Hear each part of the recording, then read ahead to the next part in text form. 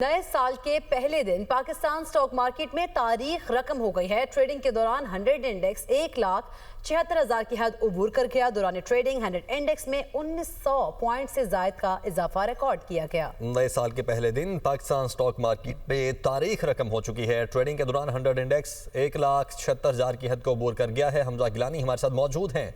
हमजा, बताइएगा आज सुबह से ही क्या फ्लक्चुएशंस है मार्केट के? देखिए, आज साल का पहला दिन है और स्टॉक एक्सचेंज ने आज नया संग मील अबूर कर लिया है। दौरान ट्रेडिंग 100 इंडेक्स ने 2 नफ्सा की हदें पार कर ली है। 100 इंडेक्स का आगाज जब हुआ तो 1,74,000 के लेवल से हुआ था। उसके बाद 100 इंडेक्स ने पीछे मुड़कर नहीं देखा और साथ अपने तमाम रिकॉर्ड तोड़ दिए। 1,75,000 का पहला लेवल ब्रेक किया, फिर 1,76,200 का इंटरडे हाई यानी ऑल टाइम हाई बनाया। एक्रॉस द बोर्ड तेजी है। ऑयल एंड गैस सेक्टर इस वक्त टॉप लाइन पर है क्योंकि डिस्कवरी हुई है और इसी वजह से सरमायाकार ऑयल एंड गैस सेक्टर को ज्यादा फोकस कर रहे हैं। और जब ऑयल एंड गैस चलता है तो पूरी मार्केट जो है वो प्लस से सरप्लस और सरप्लस से रिकॉर्ड प्लस हो जाती है। और यही वजह है कि साल 2026 के पहले दिन ही स्टॉक एक्सचेंज तारीख अमर कर गया है। 100 इंडेक्स 1,76,000 के ऑल टाइम हाई लेवल पर ट्रेड हो रहा है। मोमेंटम बरकरार है। जो रिकॉर्ड डेली का सेशन हम गुज़िश्ता 5 ट्रेडिंग सेशन से देख रहे हैं वो अभी तक कायम है। 4 ट्रेडिंग सेशन के अंदर जो है वो तकरीबन 4,500 पॉइंट 100 इंडेक्स बढ़ चुका है। अक्रॉस द बोर्ड तेजी है। सेलेक्टेड टू सेलेक्टेड आइटम्स तो मूव कर रहे हैं, लेकिन इसके अलावा भी ऑटो, सीमेंट, फार्मा, रिफाइनरी और ट्रांसपोर्ट शोबों के अंदर सरमायाकार जमकर खरीदारी कर रहे हैं। और यही वजह है कि एक बार भी 100 इंडेक्स रेड जोन में दाखिल नहीं हुआ, बल्कि आगाज से लेके अब तक 100 इंडेक्स मुस्तकिल तौर पे रिकॉर्ड तेजी की जानिब गामजन है। बहुत शुक्रिया हमजा गिलानी आपका। तहरीक इंसाफ ने सेनेटर सैफुल्ला अबड़ू के खिलाफ नाहली का रेफरेंस सेक्रेटरी सेनेट को जमा करा दिया। सेनेटर सैफुल्ला अबड़ू नाहली रेफरेंस पार्लिमानी लीडर सेनेटर अली जफर की जानिब से दायर किया गया है। रेफरेंस में फ्लोर क्रॉसिंग पर सेनेटर सैफुल्ला अबड़ू को नाअहल करार देने की इस्तदा की गई। सेनेटर सैफुल्ला अबड़ू ने 27वीं आईनी तरमीम पर पार्टी हिदायत के खिलाफ वोट दिया था। इसी पर बात करेंगे। वकार सैयद हमारे साथ मौजूद हैं। जी वकार, आगाह कीजिएगा।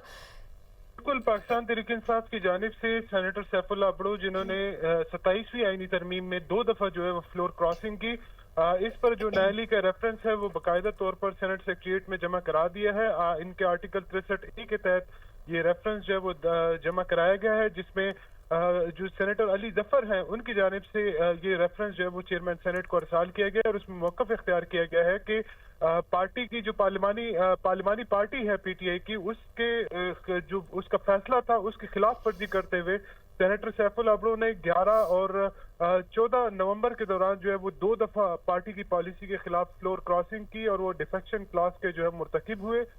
जबकि उनकी जानिब से ये भी कहा गया कि कानूनी तकाजे पूरे करते हुए सेनेटर सैफुल्ला अबड़ू को उनके जो आबाई इलाका लाड़काना है वहां पर जो है वो रेफरेंस भेजा गया और वहां से रिसीविंग भी हासिल हुई।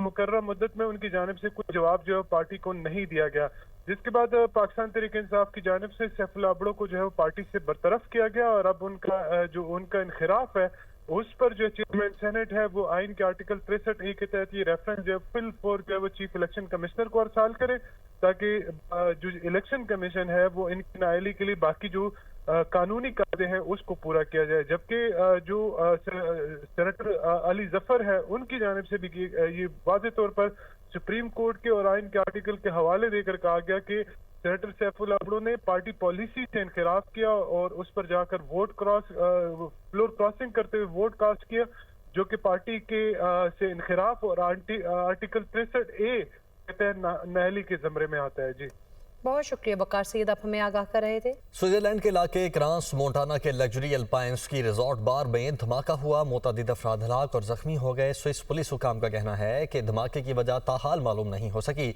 लोग बार में नए साल की तकरीबात में मसरूफ थे। इमदादी कार्रवाइयाँ जारी हैं।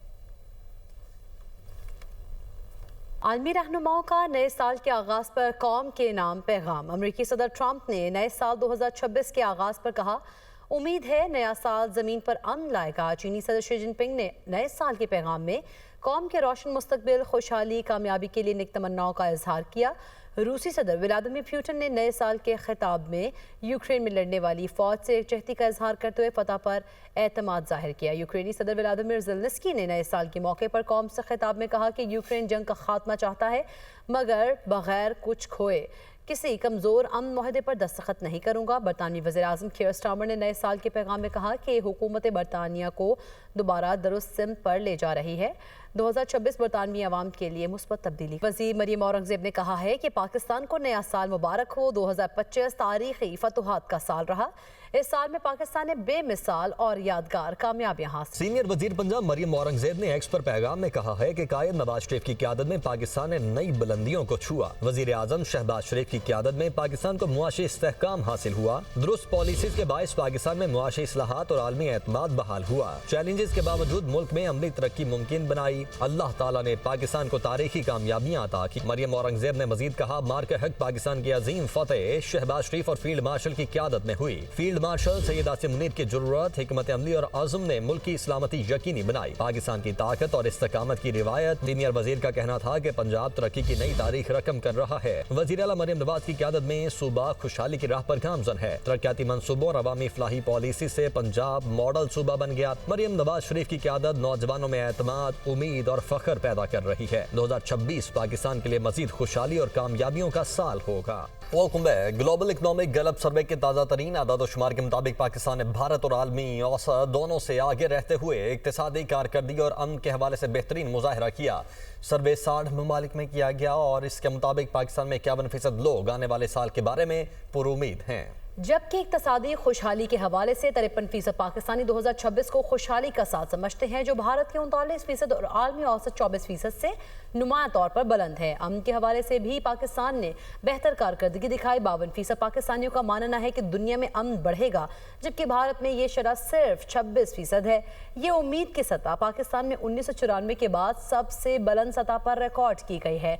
ग्लोबल इकोनॉमिक गैलप सर्वे के मुताबिक पाकिस्तान ने आलमी सतह पर मजमूई उम्मीद, इक्तिसादी खुशहाली और अमन की तवक्को के 3 अहम पैमानों में औसत से बेहतर कारकर्दगी दिखाई है, जिनमें से 2 में भारत पर सबकत हासिल की गई। नतीजतन गैर यकीनी आलमी माहौल के बावजूद पाकिस्तानी अवाम 2026 के हवाले से पुरएतमाद और पुरुमीद हैं और सर्वे आलमी और इलाकाई हम मनसबों की निस्बत मुआशी तरक्की और आलमी अमन की बेहतर तस्वीर पेश कर। फेडरल बोर्ड ऑफ रेवेन्यू को 335 अरब रुपए के शॉर्टफॉल का सामना है। जुलाई से दिसंबर पहली शशमाही के दौरान टैक्स हदफ हासिल न हो सका। ज़राए के मुताबिक पहली शशमाही में टैक्स हदफ 6490 अरब रुपए मुकर्रर था। इस हवाले से मुदस्सिर अली राना इस्लामाबाद से हमारे साथ मौजूद हैं।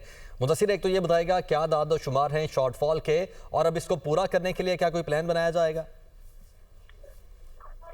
हमारे साल 2025-26 की जो पहली शशमाही है जुलाई से दिसंबर, इसके दौरान एसबीआर को 335 अरब रुपए के रेवेन्यू शॉर्टफॉल का सामना है।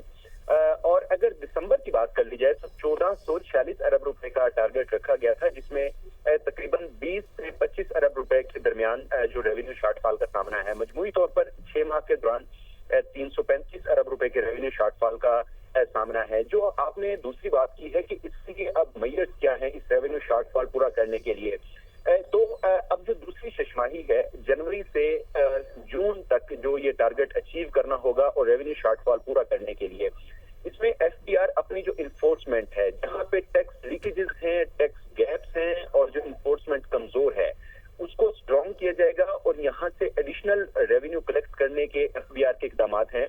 इस जो इन्फोर्समेंट को बेहतर बनाने के लिए एफबीआर के इकदाम हैं, उसमें स्मगल्ड आइटम्स की मॉनिटरिंग और वहां से जो स्मगल्ड आइटम है उन पर टैक्स और उनके खिलाफ कार्रवाइयां, ये प्लान में शामिल है। इसके अलावा जो टैक्स एविजन्स है, टैक्स एवेडर्स हैं, जो टैक्स चोरी कर रहे हैं, उनके खिलाफ भी एफबीआर ने घेरा सख्त करने का फैसला किया है, ताकि वहां से भी। इसके अलावा अगर बात कर ली जाए पॉलिसी मेजर्स की, तो पॉलिसी मेजर्स में अगर एफबीआर ये शॉर्टफॉल पूरा ना कर सका तो आईएमएफ के साथ कमिटमेंट के मुताबिक अब ये टारगेट अचीव करने के लिए कुछ पॉलिसी मेजर्स हो सकते हैं। जो पाकिस्तान और आईएमएफ के दरमियान MEFP, memorandum of economic and financial policies का ड्राफ्ट है, उसमें ये मेंशन है कि खाद पर फेडरल एक्साइज ड्यूटी आयद की जा सकेगी और जो ज़रूरी अद्वियात हैं उस पर टैक्स आयद किया जा सकेगा। जो शुगरी आइटम्स हैं, जहां पर ज्यादा मिकदार में शुगर यूज हो रही है, फॉर एग्जांपल बेकरी है, स्वीटनर्स हैं, इन तमाम पर जो ड्यूटी की शरह है वो बढ़ाई जा सकेगी। इसी तरह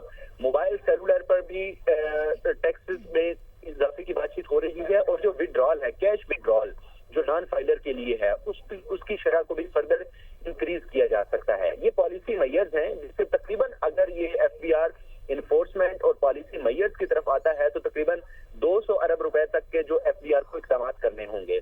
रिवाइज जो एफडीआर का टारगेट है, पहले हकीकी टारगेट 14,131 अरब रुपए था, लेकिन अब ये रिवाइज हुआ है। IMF को दरखास्त की गई है क्योंकि खराब आया था, तो इसके बायस पाकिस्तान की जो मईशत है वो पहली छमाही के दौरान कुछ स्लो रफ्तार का शिकार रही है, जिसके बायस IMF ने इस बात पे एग्री किया है कि एफबीआर को टैक्स कलेक्टिंग में इश्यूज आए हैं। अब एफबीआर का जो टारगेट था 14,131 अरब रुपए, उससे कम करके 13,980 अरब रुपए तक महदूद कर दिए गए हैं, यानी कि 150 अरब रुपए से ज्यादा का रिलीफ एफबीआर को ऑलरेडी मिल चुका है। जो एफबीआर का अब टारगेट है, इसको अचीव करने के लिए एफबीआर अब का जो प्लान है उसमें ये तमाम तर इन्फोर्समेंट और पॉलिसी मैयर्स शामिल है, इसलिए ये जनवरी इंतहाई इंपॉर्टेंट। ठीक है, तो ये शॉर्ट वॉल के आदाद शुमार है। मुदस्सिर, बहुत शुक्रिया आपका।